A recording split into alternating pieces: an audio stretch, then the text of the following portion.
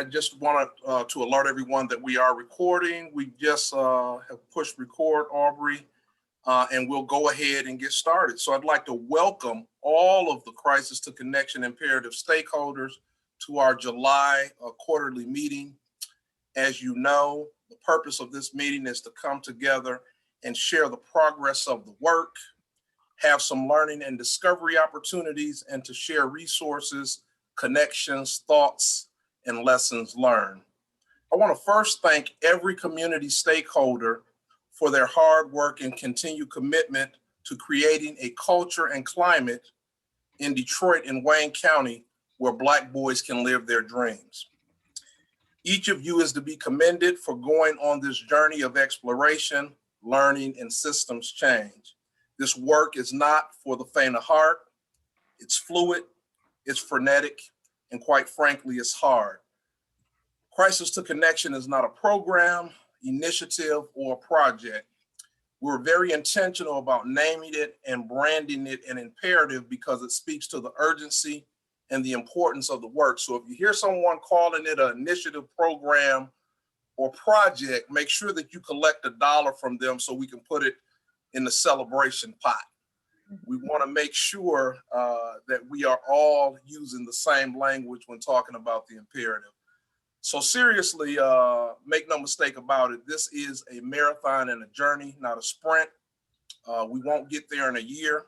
We may not get there in 10 years, but we will continue to plan, learn, apply those learnings, adjust, and make progress. It's the nature of the work. There are best practices, there are methodologies, but we will build the blueprint based on the work, our learnings from the work, and the environment around the work as we progress. And so I want us to keep in the forefront of our minds that this is systems change work. Crisis to Connection is a philosophy that aligns beliefs, values, and actions using a trauma-informed and anti-racist framework. The Crisis to Connection philosophy will transform systems to improve the lives and the outcomes for Black boys. And so it's our job to assess, evaluate, reimagine, and reform those systems and organizations that touch the lives of Black boys and impact their outcomes. So let's celebrate the wins, let's learn, let's adapt and adjust from the barriers and challenges and continue to progress so that Black boys can live their dreams, because we know that it's easier to raise a strong child than to repair a broken man. Let's move on to the next part of our agenda. Next slide, please.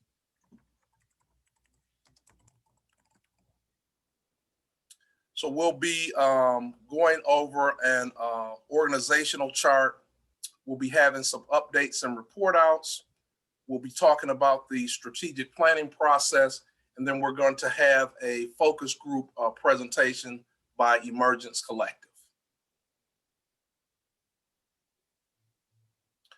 I want to talk a little bit about the Crisis to Connection imperative workflow. And as we take a look at the interrelationship of these equally important groups, and I want to really emphasize that this is a symbiotic relationship that depends on each of these groups that is involved in the work of Crisis to Connection being highly functional and working together. And each of these groups are equally important. We have the co-chairs who are leading the advisory council. The operations team is working very closely with the co-chairs to make things that we decide about the imperative operational. The advisory council, as we know, is responsible for strategic leadership. The subcommittees are responsible for executing those objectives that the advisory council identifies, and the community stakeholders play a role in the work as well.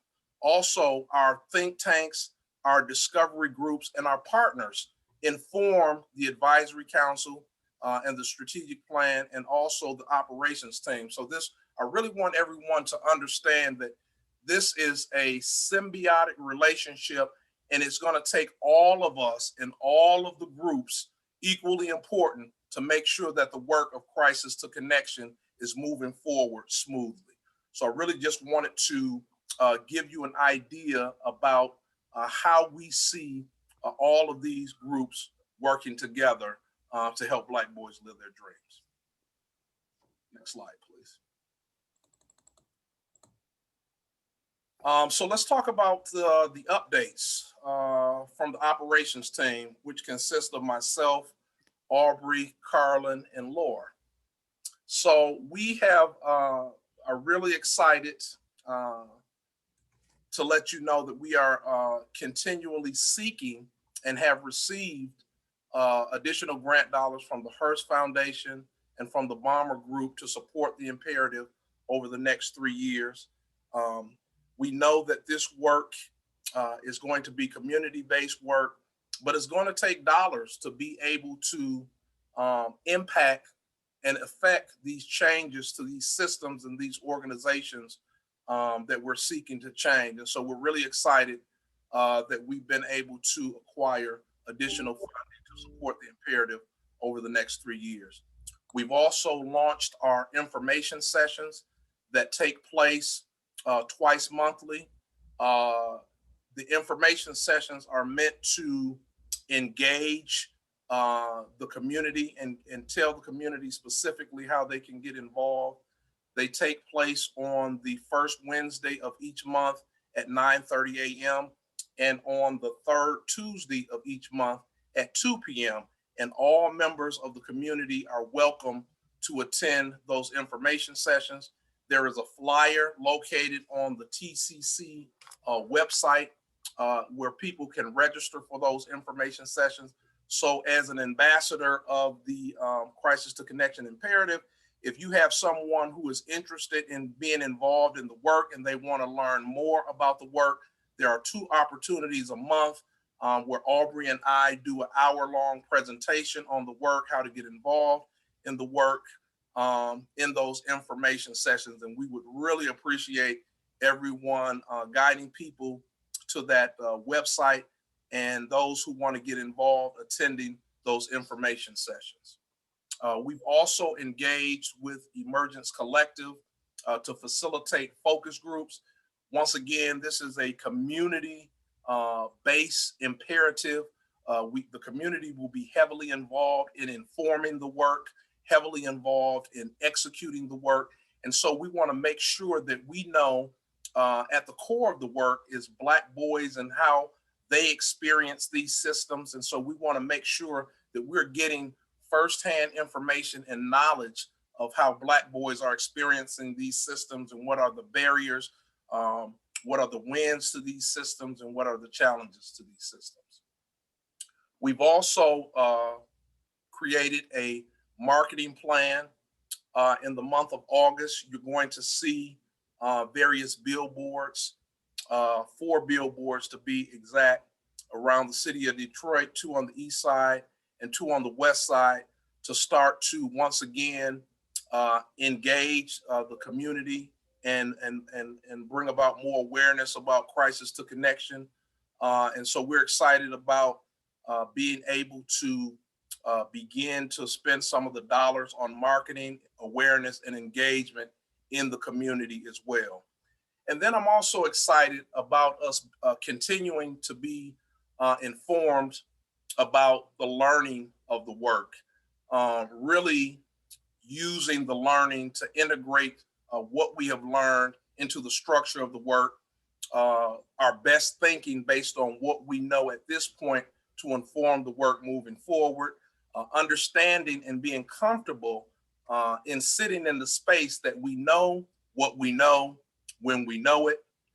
And when we do know it, we use those learnings and understandings to inform the work. So this sense of collective sense making from feedback from all of the groups, from the advisory council, from the subcommittees, from all community stakeholders, the think tanks, using what we have learned to move the work forward and adapt to the environment that we're in will continue to be very important.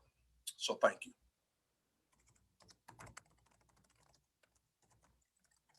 Good morning. thank everyone for joining us in today. Myself and Kevin Fisher, who's not able to be here today, we just want to thank you for continuing um, your passion, your dedication, and your commitment along the journey. As I've said before, it's not a sprint. It really is a marathon.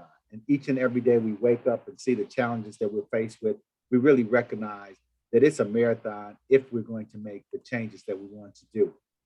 You know, when we begin to look at this, we really begin to think about the fact that we wanted to really see how Black boys could dream again. And we really began to look at that and bed and roll and tuss and really think it through. And that's really what we wanted to take a look at. We wanted to really look at the work that we are doing. Crisis to Connection, an imperative for our Black boys, is centered around improving outcomes for Black boys by addressing trauma and systemic racism in the Detroit and Wayne County area from a micro and a macro level. So that's all of the areas that we're really thinking about doing. How do we do it on a small scale? How do we do it on a large scale? But one of the things that was shared with me probably about a week ago in a meeting was when you're doing this type of work, and we know that this work is vitally important, we have to really, really be comfortable with being uncomfortable about this subject. And that's easier said than done. When you start to having some of these difficult conversations that make you feel that pit inside of your stomach, you have to really embrace that pit because it's that pit that's going to keep challenging us to do things differently. So what we've been up to at the advisory council, we've had a remarkable high level of commitment and participation from our advisory council. They're coming together monthly to really deep dive inside of the issues, look at the vision, and begin to really tackle some of these difficult things that we want to really project and lead our direction to. We begin to take a look at how do we embed or do a strategic planning, because we all know without a map and without a goal, you're lost. And so we have to make sure that we had that strategic planning. And we spent 2 days working with a consultant, trying to really dig into that strategic plan. And we thought that 2 days would be enough, but it really isn't. It's really not enough.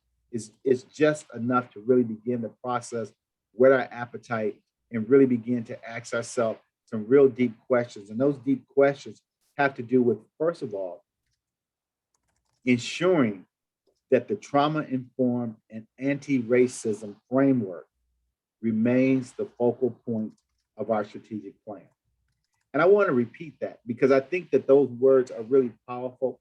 And anytime you see the word anti-racism, it sort of makes the back of your hair on the back of your neck stand up because they're powerful words. When you start to say anti-racist, we're not calling anyone a racist. What we are saying is there's been some systemic issues that have prevented Black boys from being successful in our community and our state. And we know that. So that's why that language is important. Sometimes, you know, when you look at language, we try to soft pedal and make it sound really flowery and nice to appeal to people. But the thing about that is we have to stop doing that and call it what it is.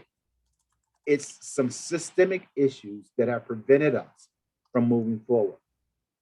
So another area that we want to begin to look at is our focus group. And we look at that focus group and gathering information because everyone's been working extremely hard. And that information that they have been sharing is vital to how we continue to process and move these things forward. We are really committed and excited about this journey and this marathon. And we want to provide the leadership, the vision, the goals, the direction, and a solid strategic plan to help us get to where we're trying to go. And ultimately where we're trying to go is to make Detroit and Wayne County the best place to raise Black boys. So we want to begin to do that. And I'll be talking a little bit later just about the strategic planning process, where we are, what we want to do, and how we want to continue to move that forward. Next slide, please.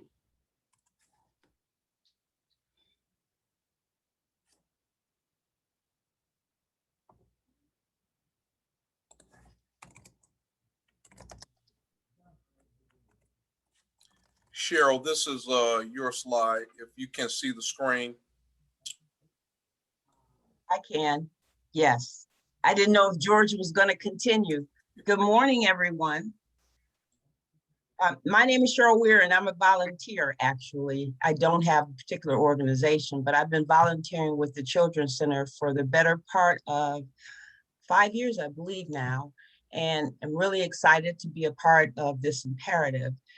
I sit on the Behavioral Health for Children and Families Subcommittee, and I wanted to report out on our activities today.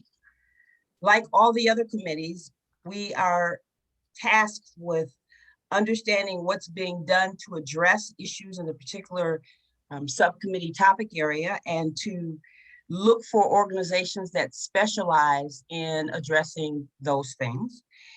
We also are tasked with looking at what systems overall more broadly need to be included in the work, or at least the assessment that we're doing. And then what are the gaps? And I wanted to report on where we are as a subcommittee. A few things. Always start with the positive. And so I want to talk about some of the accomplishments of our subcommittee. And we have had really good, consistent, and robust participation from our committee members, and not just participation, but folks have really taken this on as a challenge and also as a passion. And we've amassed tons of information across these four areas that I just mentioned. We have put together a very robust environmental scan, so robust in that Calvin and I have been trying to work on how can we organize these tons of pieces of information that we have into some usable, understandable form. So we're working on doing that, but to have the information and have to figure out how to sort it is far better than not to have the information at all. The other upcoming activities for our particular subcommittee is to really figure out, now that we have this, we're armed with this information, where do we go from here? What's our next steps as a subcommittee? And I suspect we'll get some direction from the advisory group, but also we will have those conversations moving forward in our subcommittee meetings. And then lastly, challenges, which there always are. One of the things is we've had some real difficulty in identifying gaps across the priority areas, which I think lends itself to making that some of our major upcoming activities, that we have to continue to try to do that. We do not have a permanent co-chair, and that has provided some complications for us as a subcommittee, and we are working on getting a permanent co-chair. And then lastly, we don't have a finalized plan for the direction of our work. And again, I think that feeds into also what are the gaps in the priority area. And that's the challenges for us as a subcommittee going forward. Are there any questions for me? Then I think I'm done, Calvin. Thank you so much.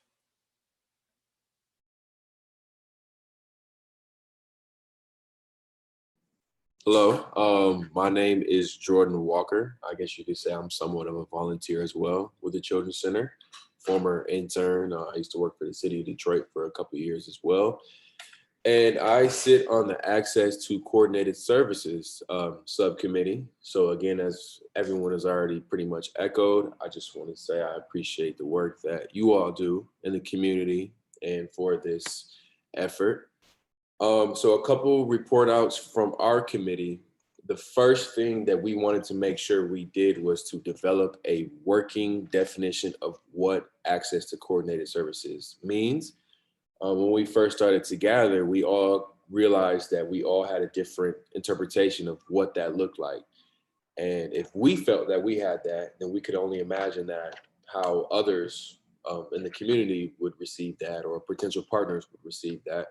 So the first major thing we wanted to do is just zero in on a definition that is still in work, but I can definitely read that for you all as far as what we have at the moment.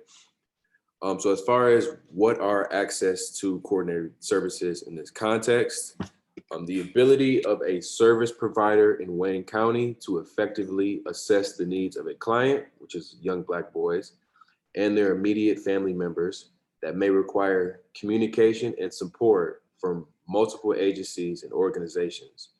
These services include, but are not limited to, direct mental health care, physical health care, housing support, job support, transportation support, education, after-school programming, etc. The goal is to create a synchronized flow of communication between agencies that create a pathway for the client or individual to obtain the services needed to improve one's quality of life. So again, we're still, tweaking some of the words in that, but we wanted to make sure we had a somewhat of a set direction that we were moving towards, just so that we could all be on one accord. Outside of that, the next 2 points are kind of closely related as far as just outlining research objectives and looking at other models that cities have been using in regards to coordinated services. I know one of the models we're looking at the moment in Washington, D.C., they have a mayor's office of returning citizens affairs. And although it's a different type of services, they have coordinated services in that realm where you can get job support, housing, transportation, mental health support for this special population. So we're just looking in to see if this is something that could be emulated in Wayne County in regards to Black boys' mental health services in the Detroit area. So that's some research that's ongoing as well. And also we're looking into what is currently being done and who is doing the work in the area as far as, mental health services and whatnot. Because as we begin to grow our subcommittee, we want to be intentional about the individuals that we have on the subcommittee. It's all great that, we have a bunch of individuals who bring so much knowledge to the table, but we also want some people who are directly involved in the work and can start the process of making the changes that we're looking to implement. So we've been doing scans, an environmental scan on that. We're still kind of going through what we came out of that. And also there's some focus groups occurring in the near future, which I'm sure will be talked about later on in the presentation. But we hope to be able to use that data to prioritize the specific community needs of young Black boys, because we can all agree that there are a variety of needs that need to be met.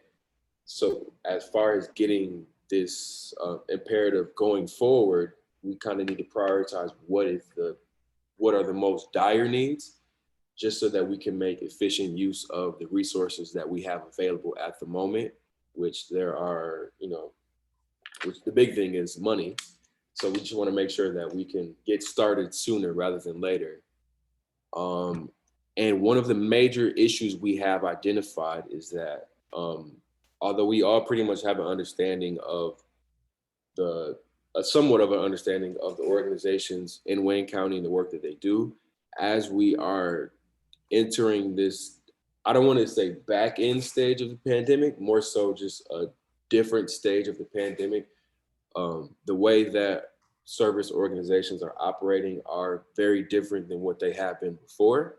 So we just want to make sure that we obtain an understanding of who's doing what in what sense, what's in person, what's not. Do all of the organizations that we eventually plan on working with, do they have access to virtual care, or how does that work to make sure that the client isn't overwhelmed and has a seamless flow of services available? So that's something we're trying to figure out. And as we see what the world looks like, I know that Delta variant has been pretty scary coming up soon. So just trying to kind of be on standby to see, what will the next few months, years look like. So with that being said, I think I can pass it off to whoever's next.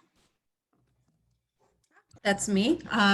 Thank you so much. My name is Myra Barb. I am the chair for the Suicide Prevention and Subcommittee. So I would say that one of our greatest accomplishments is we did finalize an environmental scan for 3 of the major objectives, sort of the systems that are in place for suicide prevention and intervention and addressing some of the gaps. We also looked at organizations that prioritize this. So we're really happy with, sort of what we were able to achieve with that. One of the challenges we had is we did not have the information needed to make informed decisions about Wayne County and how they're addressing suicide prevention and intervention. And that actually could be a bigger discussion itself, maybe something we look at as we keep moving forward, as it's not something so prevalent where it was easy to answer this question. And that's a problem in itself. And as we continue to work with the larger group, the focus group, we're ready to work with new committees sounding the strategic plan initiative. So I know we rolled out the strategic plan, and my team's pretty excited to sort of say, okay, what other new committees can we work with, having this information around suicide prevention and intervention. And again, the group will not meet again on this subject for a while until we get better better direction on where we need to go from the larger group.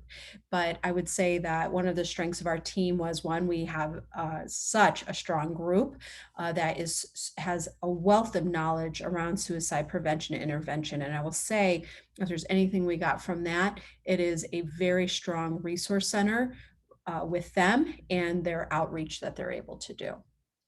And really, that would be me in a nutshell.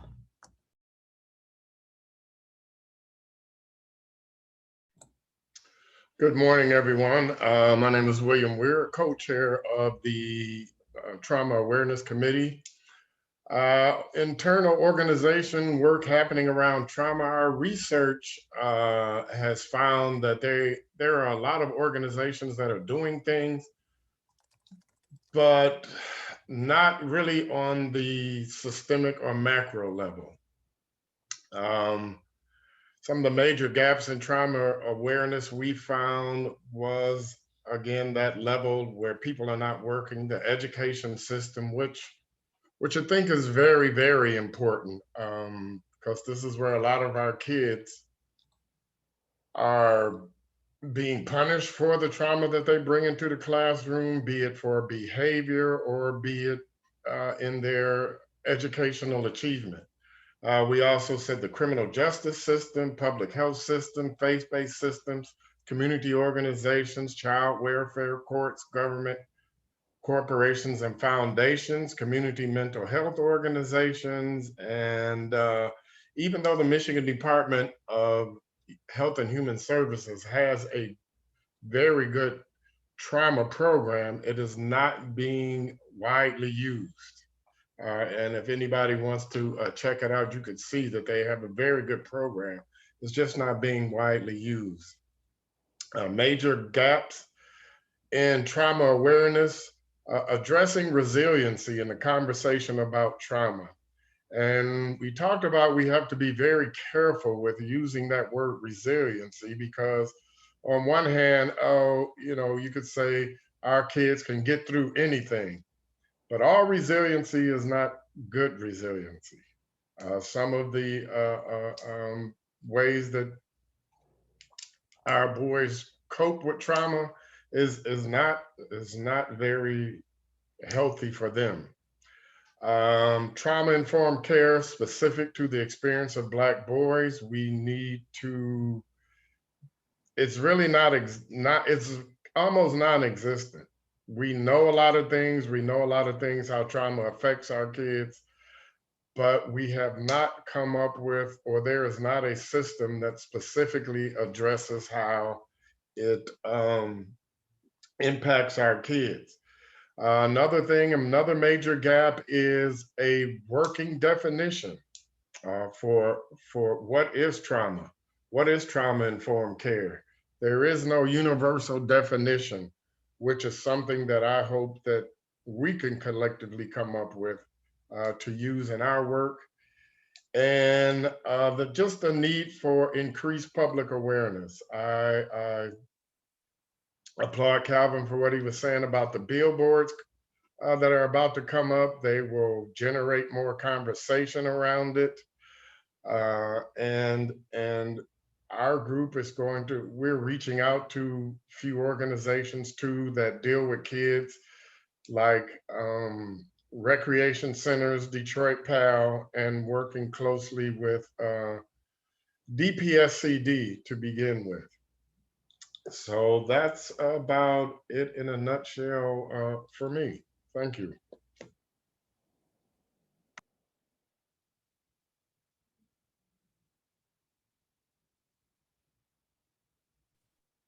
Thanks everyone for those committee updates and those group updates. It sounds and really feels like we're doing a lot of good work. And all of the work that every one of the committees have really shared just shows their dedication and commitment to the process and what we're trying to accomplish. There was a couple of takeaways that I do want to highlight before I go into really talking a little bit about the strategic planning process. I heard the words from some of the presenters talked about challenges or obstacles. The thing that we know about learning is that every time you learn, you're going to run into some challenges, but it gives you an opportunity to really continue to move forward and overcome those obstacles. Because it's with those ideas of that fundamental belief of challenges that our Black boys and Black families all experience those same types of obstacles and challenges. One of the things that also stuck clearly in my mind as I was hearing the information being shared is the word trauma and how trauma is being used and how trauma is being viewed in our community and for our Black boys. And the interesting piece was, I thought about the recent storms that we've incurred in Detroit and Wayne County. If you've ever been trapped in the storm on the freeway when it flooded, if you can think about that impact right there, and then take that a little bit deeper and think about all of the homes that flooded and all of the basements and all the things that you had to do to move those items that were soil stained to place on the curb. Now hold tight and think about how that felt for a Black boy. To see all your possessions or some of your possessions be placed on the curb, placed in a dumpster. And to talk about living your dreams again, you don't know how these things will or can be replaced. That's trauma. All those two specific areas are related to trauma. And as we place the billboards up and we talk about framework and how do we define trauma, trauma looks different for every one of them. Trauma could be walking to school over liquor bottles or drug paraphernalia, or not having clean clothes or clothes to wear to school, or not knowing where your food comes from each and every day, or not having balanced meals, or being unemployed or underemployed or undereducated or locked out of a system, or not having appropriate health care, or not receiving true and accurate information. That's all trauma. Just depends on how you look at it and how you view it. Another thing that was shared, I think Jordan mentioned this in his presentation, is he alluded to the Delta variant or the pandemic. And what does the next stage look like? What does it look like for healthcare? What does it look like for our system? What does it look like for education? All of these questions are unknown. What we do know are each one of these provides a challenge, but even more powerful, each one of these provides an opportunity to do something different and to get it right. These are lessons that we will continue to learn, and we'll continue learning through the process. So as we move forward and start thinking about and talking about the process of our strategic plan, and you can go to the next slide, it's critical to understand that in all of the work that we do, key words are being fluid and being flexible. Being able to start and stop and reset and refocus and develop that plan that you need to course correct, to lead us to where we're trying to go. And to lead us to where we're trying to go, as we determined in our advisory council, is really, we took a look at our Big Hairy Audacious goal. And that Big Hairy Audacious goal really has to do with ultimately, where do you want to see yourself in the next 10 to 15 years? And where we landed was we want to make Wayne County the best place in Michigan to raise a Black boy. Now, as we discuss this process and discuss how did we get to that particular BHAG, we discussed and we processed and said, no, it's in Detroit. No, it's just the state of Michigan. No, it's just too large. Well, the fact of it is, it has to be large. It has to challenge us. It has to let us think through what are some of the things that's preventing us from once again making Wayne County the best place in Michigan to raise a boy. And we believe that if we can do this and create the plans and the roadmap in Wayne County, then we can replicate that plan. We can replicate that model. And that's what we're all trying to strive and do. And as we begin to take this plan forward, what we did was we brought in a consultant, Chris Elias, and he worked with us for 2 days. And for 2 days, we began to look at some of the things that we wanted to do. And we know that this map that I have up here is just one tool that we use in order to do a strategic plan. I know many of you has used different models of strategic planning, but again, this is just one tool that we've implemented, and we believe this will allow us to create that framework that's needed to help guide us to our marathon and ultimately our goal. So once we identified that behavior, that BHAG, that Big Hairy Audacious goal, we began to think about, well, what are some of the 3-year focus areas? What are some of the things that we feel that we need to do? And embedded in all of the conversation, we had to continue to go back to 2 fundamental premises. We had to look at first of all, making sure that our strategic plan and framework is focused with a trauma-informed lens. And I spoke a little bit earlier about trauma. And so did Mr. Ware, as he talked about their group and what they're working with and what they're finding. So we know that embedded in all of the work we do in terms of systemic changes are all built around being trauma-informed. And then we had to ask another difficult question. And that's when I raised that question and that comment to everyone is, can we be comfortable with being uncomfortable? We have to make sure that our strategic plan has an anti-racist framework. So now you have to begin to roll back and look at some of the systems and how they've been generated for decades, rather not just at a city level or a local level, not even at a state level, but at a federal level. Because I assure you, some of the systems and some of the laws and some of the rules that are embedded have, unfortunately, a racist framework. And I know that when I say that, it may put a funny or uneasy feeling for some of us, but I said before, sometimes you have to call a spade a spade. And I'm calling out the spade. We have to do the work in changing these systems. So as we begin to look at our 3-year focus areas will really lend themselves to how do we get to that Big Hairy Audacious goal and what things we need to do from a 3-year perspective and identifying the top 3 things or top 4 things that we want to accomplish. So we've got work to do. From that 3-year focus, we wanted to step back and say, okay, within that 3-year focus, what we need to have is some 1-year goals, because we had to make sure that you have a building block. And the 1-year initiatives will drive the 3-year focuses, which ultimately get you to your Big Hairy Audacious goal.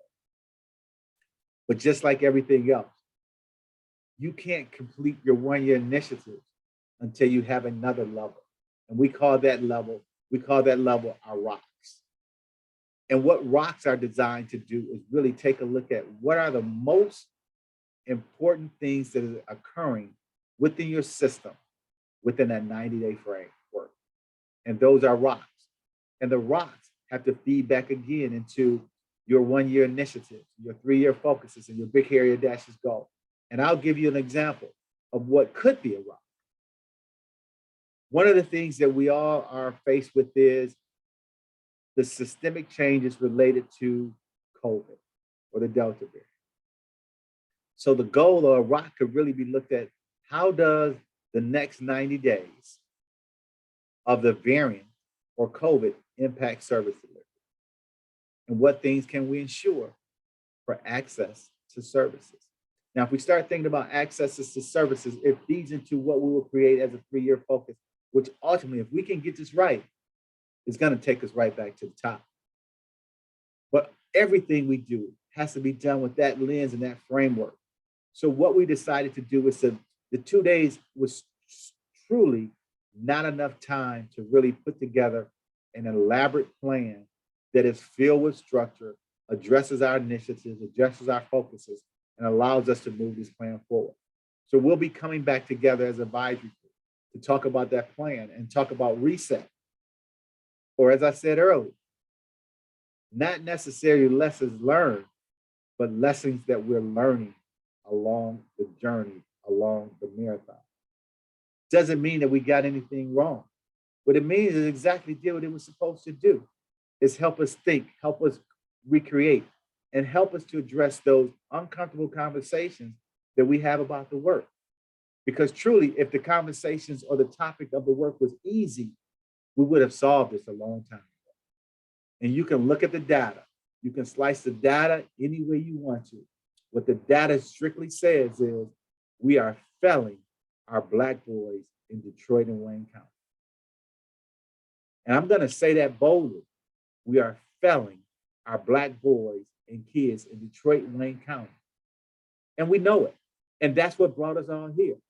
That's what brought us all here as advisory council, state groups, stakeholders, because we know that some of the systems that are in place are not predicated to help our Black boys dream again. And it certainly will not make raising Black boys in Wayne County the best place to be. We can do it. This particular tool that we'll use will help us get there. We'll be rolling that tool out to assist and support not only from the advisory group, but making sure that it gets to the stakeholders, because some of the things that I've heard from the stakeholder groups is we need some direction, we need some guidance. We're doing a lot of work, but we have to keep making sure that we are addressing the ultimate plan. We are getting where we're trying to go. And here's the thing. Sometimes when we're doing the work, it may feel as though we're not accomplishing our goals. So we have to step back and celebrate. And Calvin pointed out, as Calvin pointed out earlier, and we begin to provide all the information from the group, there's reason to celebrate. There is reason to celebrate. Every one of the groups said, we are dedicated, we are passionate, we are coming together. Yes, there were some challenges, but you're meeting, you're gathering information, you're looking at what are some of the systemic challenges. What can we do to ensure access?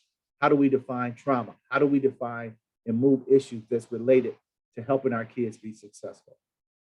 So that's where we're going. That's the process that we're going to utilize. And I'll pause and I'll take any questions that you may have regarding the process for our strategic plan.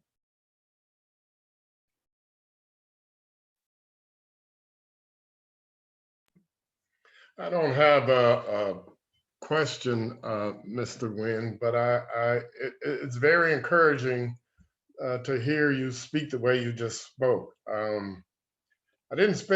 I think I've said this before, I didn't spend a long time on the Detroit Police Department, but about 5 years, but I spent over 20 some years teaching. And we are absolutely failing our kids. And for this group to take this as seriously as you expressed it, the best thing I can say is it's about time. Because the more we sit around and talk about these things every day, it's getting worse for our kids, our Black boys. I don't want to sound down, but both of those jobs I just mentioned, I have not seen any significant improvement in the plight of our kids. And you would think over that period of time, over 25 years, you would say that there's some kind of improvement, but there hasn't been. So your words just really inspired me to really, really dig deep and to keep working on this project. And I just wanted to thank you for that. Thank you for sharing. I appreciate that. William, you're gonna have to put $1 in the kitty. I know, as soon as I finished saying, I said, oh God, project, oh my goodness. Okay, checks in the mail. We want to make sure that we have time for the Emergence Collective presentation. So we'll take one other question if someone has a quick question for George, and then we'll move on to the presentation by Emergence Collective. I have a question, if I could. George, Sure. I'm wondering, as we think about our 4 subcommittees, where do we see ourselves or our work on this planning on this grid? And maybe I'm totally not getting it. No, that's a very good question. After we go back and reset our strategic plan, it's going to fit right into there, where you'll be able to look at some of the 3-year initiatives, some of the 1-year, the 3-year focuses, as well as the 1-year initiatives, and plug yourself right into the plan. So it's going to be a solid continuum, but we've got to go back and do some work. And it doesn't mean, again, that we get anything wrong. It just means that we have to go back and do some solid work in terms of giving you clear direction and guidance on the vision as I identified the BHAG, and then the 3-year focus areas to build out those 1-year initiatives. And some of the work that you already have begun plugs itself directly into what we're really trying to accomplish. So you'll get additional information as we go through the process and where we are to help keep that continuity and the work that we're doing in some of the subcommittee. Now, it may look a little different, but it'll all be lined up to continue that work that you're doing as a subcommittee and moving us forward to our ultimate goal. Thank you. I'm going to sneak one little question. You don't have to say anything. I'm suggesting that there be some 3-4 hour retreat where we all come together and have some of these discussions, and I'll leave it at that. Thank you. Thanks for your question, Cheryl, and for your input as well. One of the things that we want to make sure that we have the opportunity to do is to get input from this collective group at the quarterly meeting to inform some of the work of the strategic plan. And toward that end, we're going to bring on Emergence Collective, who is going to give a presentation on the focus groups that we'll be conducting at the end of August to get community input and to inform the work. And so we want to assure you that the subcommittees, the advisory councils, all of these interworking parts are going to be a part of each of the discovery projects that we have to inform the work of the imperative. So with that, I will turn it over to Mary Matson from Emergence Collective. Thanks, Kelvin. It's good to be with you all this morning. These are many familiar faces, and it's just great to be in this space with you. We'll share a little bit about our team. Before I jump in, I just wanted to kind of continue the conversation from George and Kelvin around strategic planning and giving a little framing to the slide. So we thought it was important to try to visualize this learning process for the crisis to connection work going forward. Imperative, Kelvin, you're going to get many dollars from all of us. I think I already got a couple of dollars in that piggy bank. But we want to recognize that our brains are trained to think very linearly. So we like thinking, how am I moving from Y to Z? What does it look like to get there? And that type of thinking is really useful in situations that are less complex, that don't have a lot of variables. But we know that working in systems change work, where there's a lot of interdependencies, complex adaptive systems, a lot of variables, that the learning process has to be adaptive and emergent to be effective. And it pushes back against the way our brains like to think. So we wanted to just call this out and have a little visual for trying to feel and see what this will look like. So in the center of this visual, we have the crisis to connection operations team, the subcommittees, the community stakeholders that are all informing this work collectively with the advisory council that is feeding into what the strategic plan is going to look like, which George said, which is still in development. And I think what's equally as important of having the long-term vision that we have and the 3-year, 1-year goals to get there, what has to be alongside of that is this emergent learning process that allows for those things to pivot and evolve as we have these learnings. So from the strategic plan, we move into action. There's been a lot of action so far. So we've had the incredible work of the subcommittee's reports and research, this environmental scan situation analysis that is informing the work in the strategic plan moving forward. We're about to embark on these focus groups. That's going to be hopefully collect a lot of great information, and more importantly, make sense of it with the community. And all these things will continue the learning process that will shape the strategic plan in this cyclical process. And so we want to just emphasize that as the work happens, it's easy to feel in these when we're in the midst of these arrows, kind of this ambiguity and where are we moving towards. And we want to just embrace that as part of this process. Part of the role of an evaluation team or a learning partner, which we are supporting a bit on in this time, is to help document that process, to help be a reflective partner, to help document learnings and decisions that are made, so that as we're in some ambiguity, we can make sense of it and move forward in the context of this larger vision. So I think I'll pause there.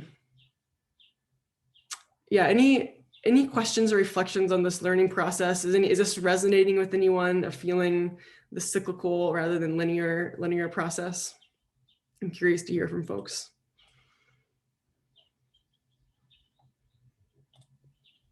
It sounds almost like an evaluation process where you implement something and then you evaluate and look at it and you determine if you need to make any changes, and then you go back and make the changes and then evaluate that.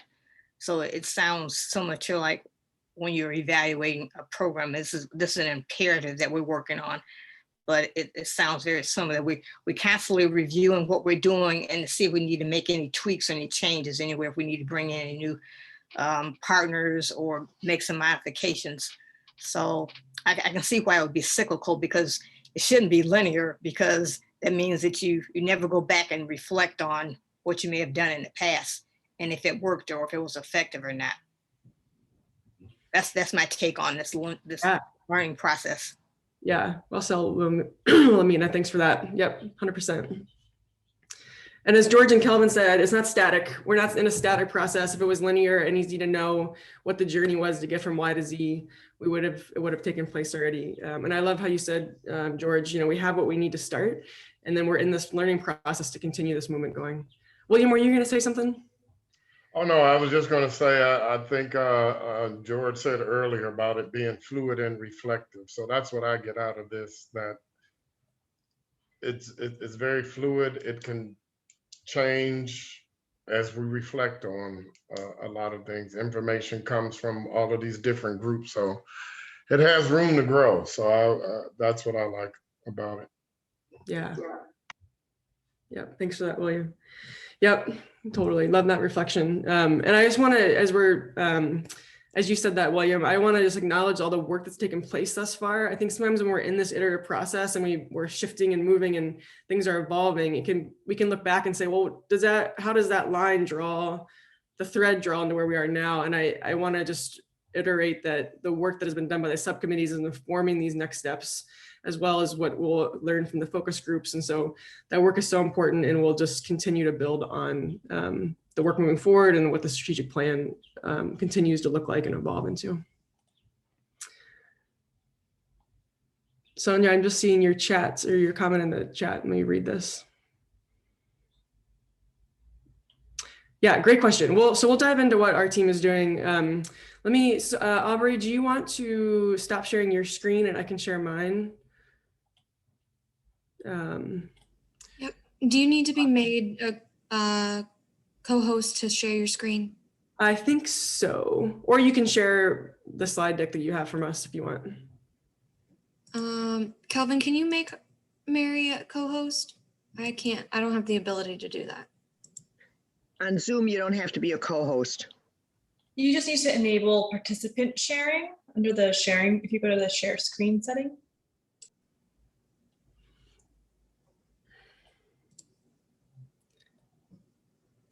Okay, try it now, Mary. I think okay, cool. Aubrey. Yep, good to go. Love this collective coaching in the midst of COVID. Okay, cool. So just a little bit about our team. We really see ourselves as learning partners with TCC and you all in this group. I'm Mary. I'll let Ebony and Dina introduce themselves, but we are a part of Emergence Collective, a small women-owned collective structured firm, mostly based in Southeast Michigan. Dina and Ebony Guyton are both of the team members on this project. Do you want to just introduce yourselves real quick?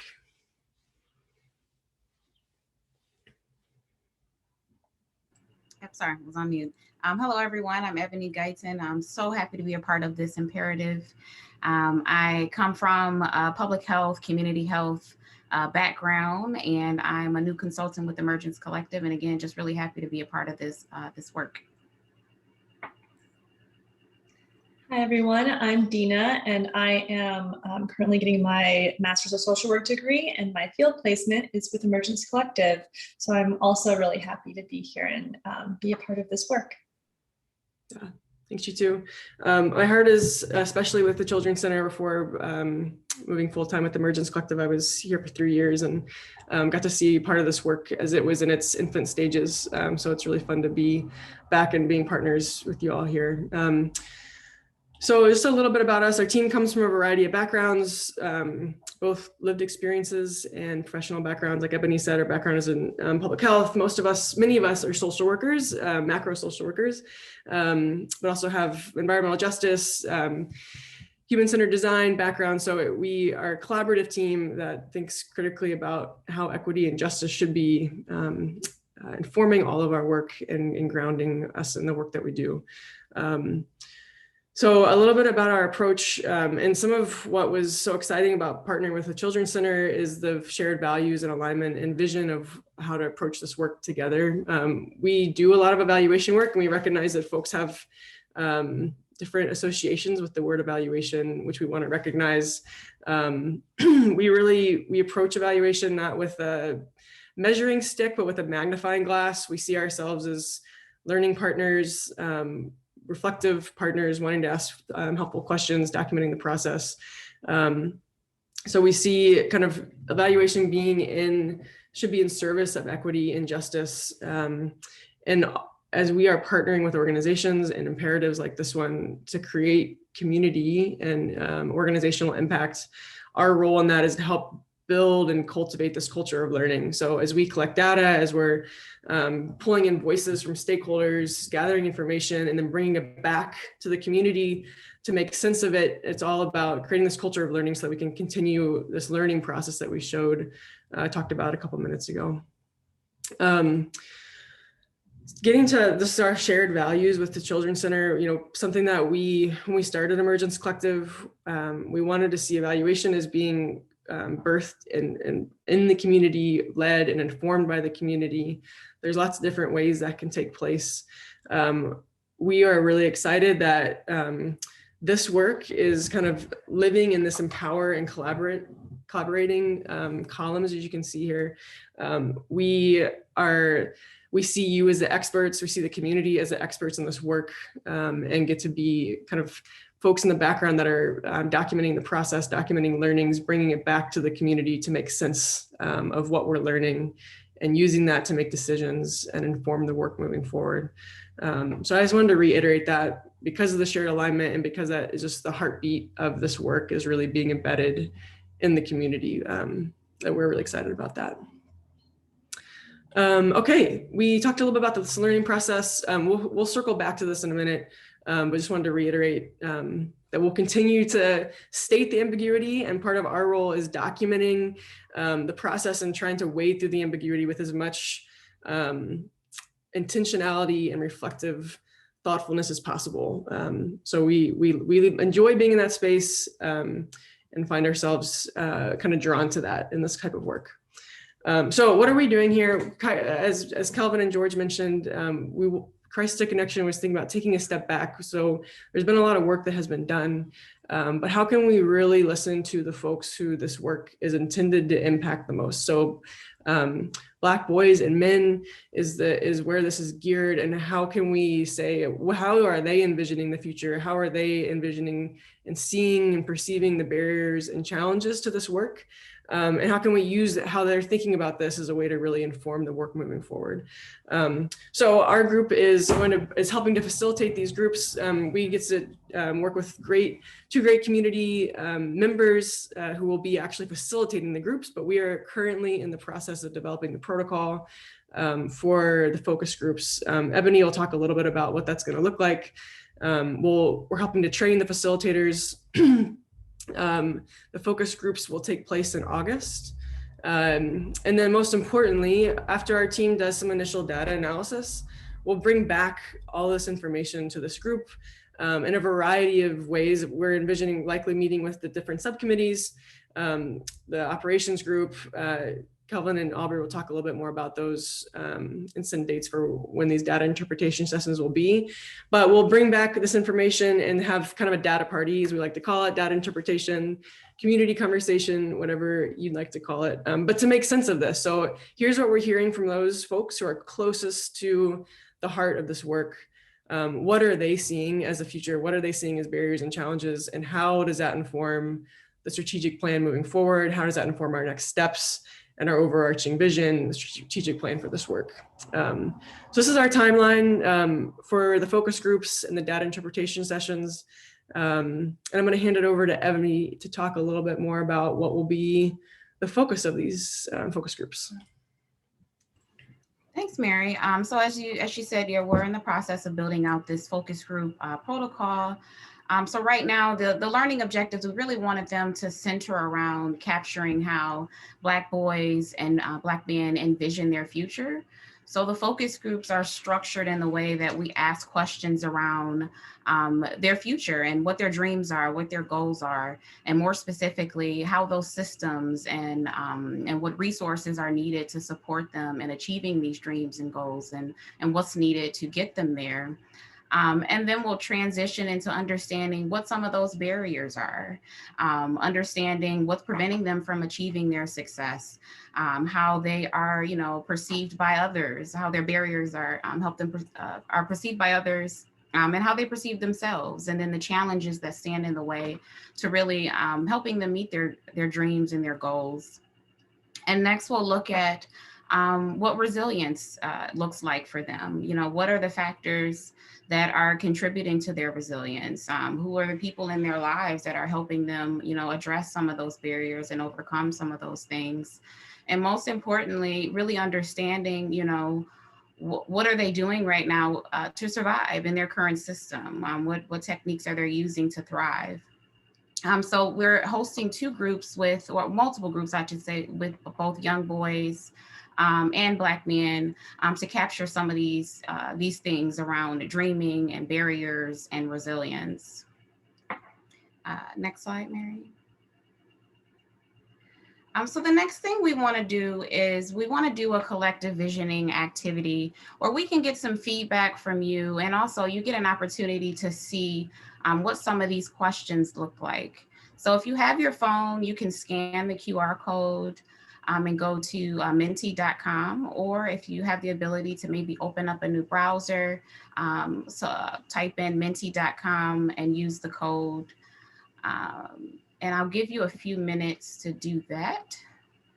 Ebony, as folks are pulling that up, I was just looking at the chat. I wanted to circle back to both Sonia's question and Teresa's.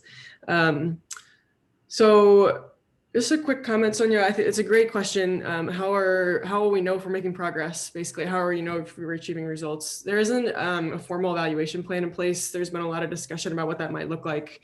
TCC is leaned towards kind of a developmental evaluation approach, which follows this kind of iterative process. I think we're focused now on the focus groups, and it really is more intended to inform next steps of this process, and less about measuring or achieving results. I think we also want to see the evaluation kind of as how is the imperative moving forward. So a key piece of that is hearing from the community, utilizing using the information that is heard to inform next steps. And so from a lens internally on the imperative, that the process of how this goes and how it is implemented into the action plan, strategic plan, we would consider as a kind of a key piece of achieving results for this piece. so kind of process related. But happy to chat more about that as it continues to develop. Hopefully that got a little bit of that, Sonia. Cool. Something else Go ahead. Sorry to interrupt, Mary, but something Yeah. else I want to add is a part of the strategic planning process includes identifying key indicators that we will use to help measure the success of our strategic plan. So those have not yet been identified and finalized, but as the strategic plan gets fleshed out, we will be hoping to align our indicators that we identify with the plan and with the social determinants of health. So that's what we don't know exactly what that's going to look like yet, but that is one way that we hope to measure how we are achieving our results. Yeah. Thanks for that, Aubrey. Just to address, Teresa, your question, will we be looking at the difference between resilience and coping mechanisms? It's a great question. I will make a note of this. We have talked a lot about the level of nuance we'll be able to get to with this first round of focus groups. We are envisioning that we likely won't get to that level of specific differentiation. As Ebony kind of pulled these three categories of what are folks perceiving as the future, what are they dreaming about, what are barriers, and generally how are they seeing resilience. I think we have an orientation document that we can share with this group that kind of has a key questions for future exploration, and we can certainly add this to that if we don't get at the nuance that we're looking for, kind of between resilience and coping mechanisms. Any other questions that are bubbling up for people at this point? Feel free to use the chat. This is great. We love chat questions too. I'll keep monitoring it. All right, Ebony, feel free. Hopefully folks are. Yeah, awesome. Let me go back to the screen. Yeah, so we'd like to get your feedback. The vision for this imperative is to really see Black boys and men living their dreams. So we, want to ask you, when you envision the future and imagine what a future will look like if, Black men and boys had all the access to opportunities, to the systems they need, to the resources and support, what would this look like? So transitioning to the next slide, Mary. We want to ask you, and you can put your replies in the Mentimeter, or even in the chat if you can access the Mentimeter at the moment. Again, when you envision the future of Black boys and men fully living their dreams, an equitable future, what does this look like? How will men and boys be perceived? How do you think they'll perceive themselves? What do you think will change in their community, around them, in their environment? So I'll give you a few moments to reflect on that, and then we will share out some of the results from these questions.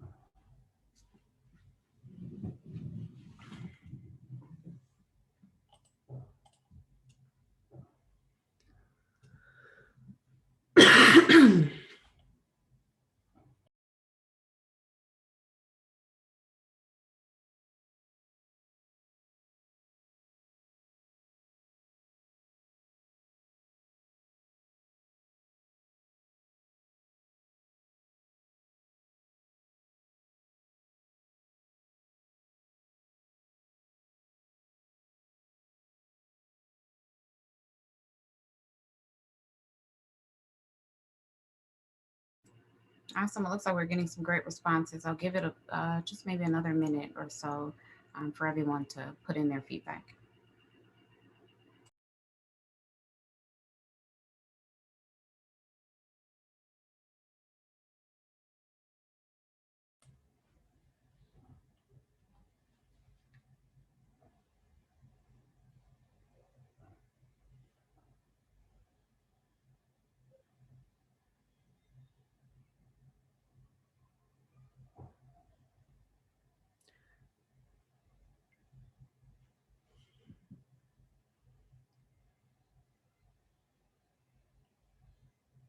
Mm.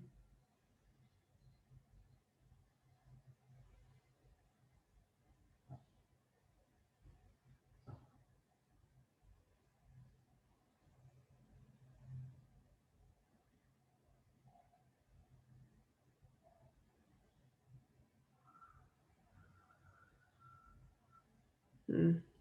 There's so many good ones here. They won't be assessed or evaluated by Western culture. They'll have spaces that they feel safe, have freedom and agency to reach their full potential, and the community will flourish. Awesome. Yeah, definitely incarceration I see is a theme that's coming up. So fewer incarcerations.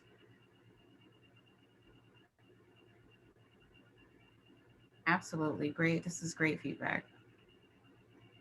A much more constructive family and community experience.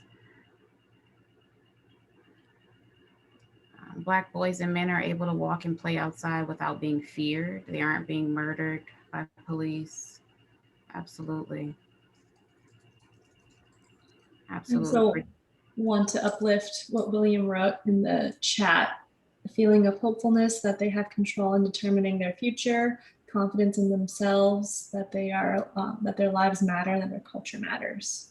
It's a great one. Yeah, that is a good one. Thanks, Tina. Absolutely. Black boys are thriving in school, are graduating and finding good, well-paying jobs, are engaged with community in positive ways. It's a good one. Oh, so circumstances of all people will be improved. Oh, disappeared on me.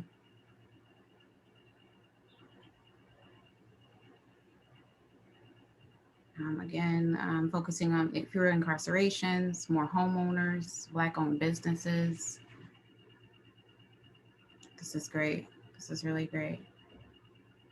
And that we're interested to do is compare some of this to what is brought up in the focus groups that will be facilitated. And we'll bring that back as part of the data interpretation sessions later in the fall.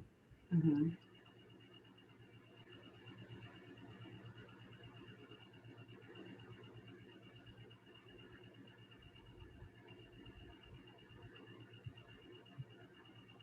Ebony, you want me to switch over to the next one? Yeah, so as we're, thinking about what could be, if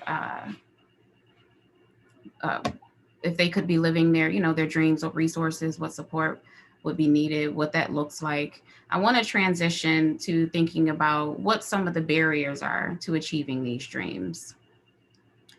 So the second question, I'll wait for you to put it up just so we can have it. Thanks, Ebony. I'm actually going to share it right in Mentee.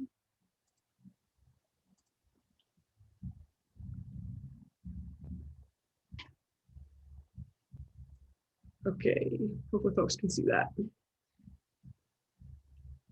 Not yet, but it might be coming.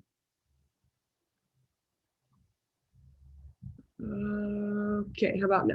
Yep, there we go. Okay, so we talked about, what it would look like if they were living their dreams, but thinking about, again, what do you see as barriers and challenges to Black boys and men living their dreams? So again, you can use Mentimeter. You can also type this in the chat for us to look at.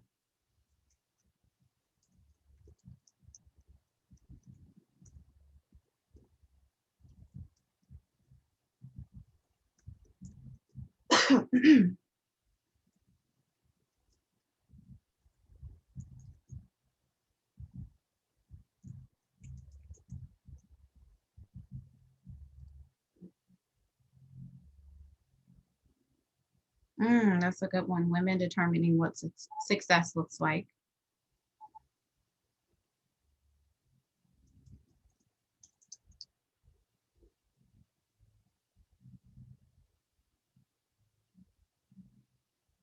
Yeah, systems designed out of fear and antiquated beliefs.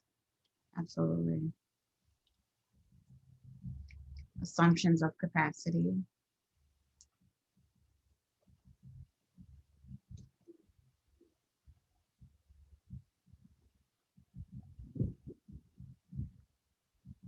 Bias and discriminatory pre-existing systems. Absolutely.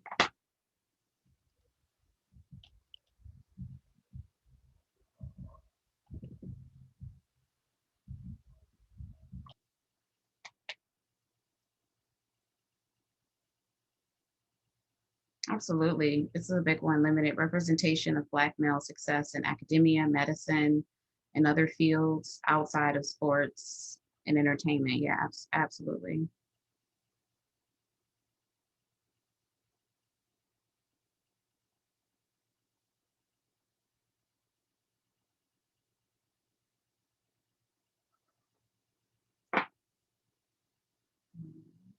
Yeah, funding, police redlining, implicit and explicit bias.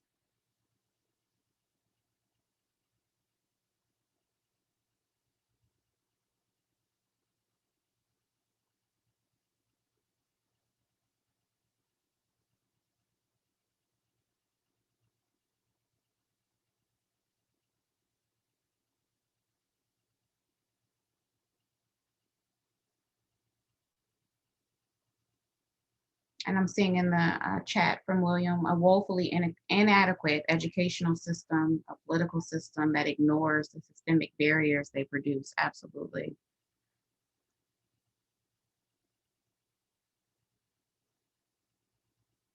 Poverty, poor education, lack of access to healthcare are big ones, yes.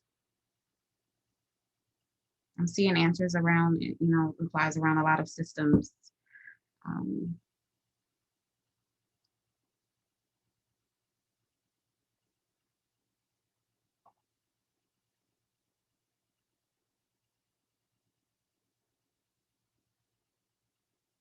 The assumptions that male privilege should help Black males and that all males are created equal without considering the problem of racial and at times gender biases within society.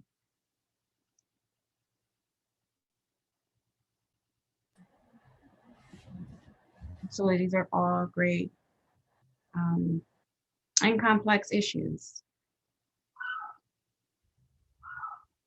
See a couple more here in the chat. Sonia pulling up implicit bias, inadequate support system from Sonia. We'll make sure those make their way into this list we have on Minty so we can capture that in our comparison.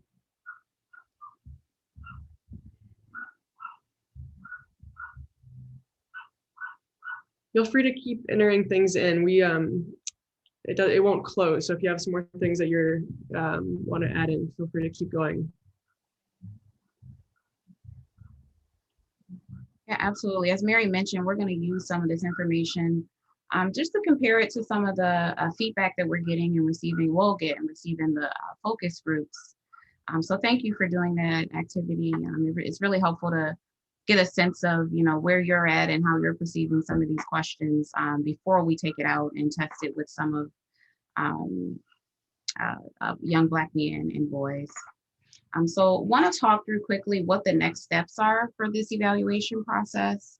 As Mary mentioned earlier, we're going to be doing some data interpretation sessions. So really engaging stakeholders and also participants to have a facilitated conversation to make sense and really apply the learnings and pull out, next steps and what we're going to do to move the work forward. We're also having a strategic refinement process where we're taking findings from this process and really informing, using that to inform the imperatives strategic plan and other initiatives. And of course, with this participatory process, we're including continuing to build relationships, learn and reflect. Participants from this focus group will be invited to continue partnering with the imperative and also include other community stakeholders as we're trying to move this work forward. We definitely want to include opportunities for us to reflect and, have those small learnings as well as those emergent learnings with the community and with those focus group participants. So going to the next slide.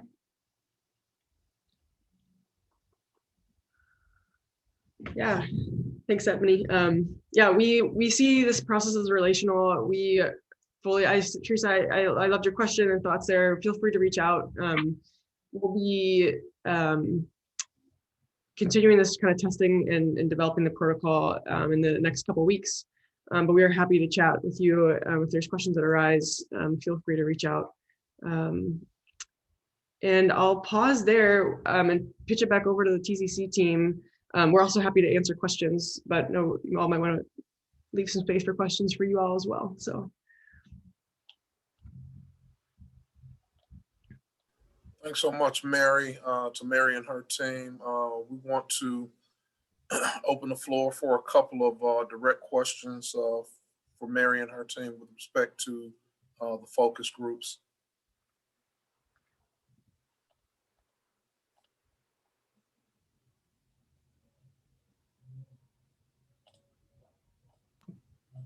Just a quick question. Have you all ever worked with or know of 482 Forward? Okay. Yes, sir.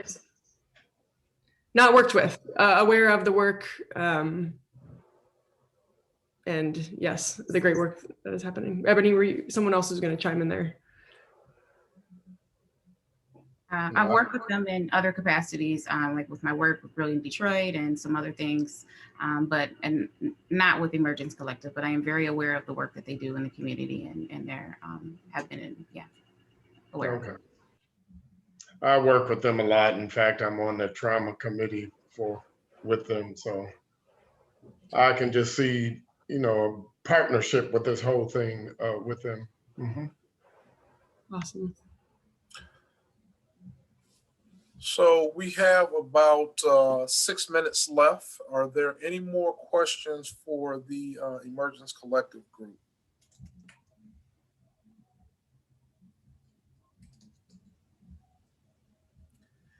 Hearing none, I want to thank Mary and her team for this great presentation.